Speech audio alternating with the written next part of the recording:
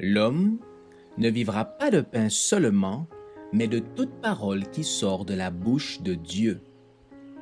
Voici votre moment de méditation quotidienne.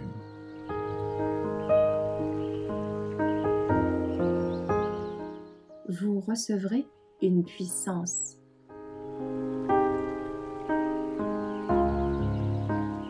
Ne suivons pas nos propres voies le 7 décembre.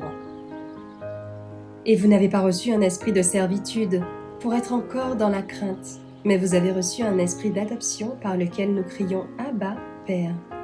Romains 8, verset 15. L'œuvre de sanctification commence dans le cœur, et nous devons avoir une relation avec Jésus telle qu'il puisse nous façonner à son image. Nous devons nous vider du moi. Mais les idoles occupent tant de place dans le cœur de beaucoup de croyants que le Rédempteur du monde ne peut y demeurer. Le monde retient le cœur des hommes captifs. Ceux-ci consacrent leurs pensées, leurs attachements à leurs affaires, leur position sociale, leur famille. Ils tiennent à leurs opinions, à leur propre voix, qui deviennent pour eux des idoles. Mais nous ne pouvons nous soumettre ainsi au moi, nous accrochant à nos idoles, à nos cheminements, en excluant la vérité divine.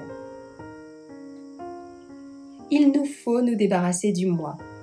Encore que cela ne suffise pas, car lorsque nous aurons renoncé à nos idoles, le vide ainsi créé devra être comblé. Si le cœur est laissé désert et le vide tel quel, nous nous retrouverons dans le cas de l'homme dont la maison avait été vidée, balayée, astiquée, mais sans personne pour l'occuper. L'esprit mauvais invita 7 autres esprits plus méchants que lui-même, et ils entrèrent et y habitèrent. L'homme se retrouva dans un état pire qu'auparavant. Peut-être avez-vous l'impression que le ciel ne vous agrée pas. Peut-être dites-vous « Je suis né avec cette tendance mauvaise et je ne parviens pas à la vaincre ». Mais notre Père Céleste a tout prévu pour que vous soyez capable de vaincre vos mauvaises tendances. Vous devez vaincre puisque le Christ a déjà vaincu pour vous.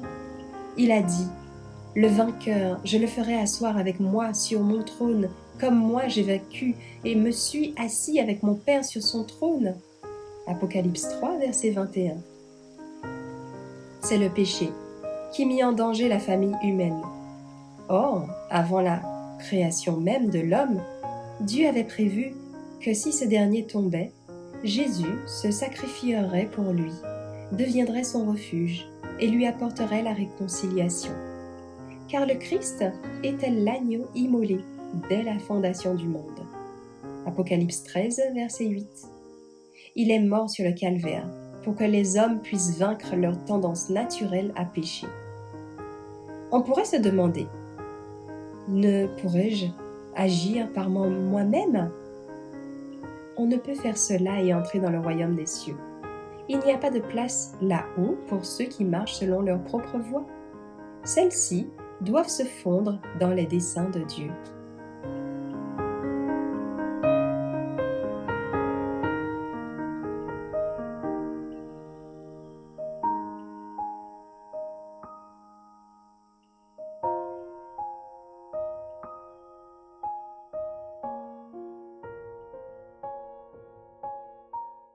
Merci d'avoir écouté cette présentation.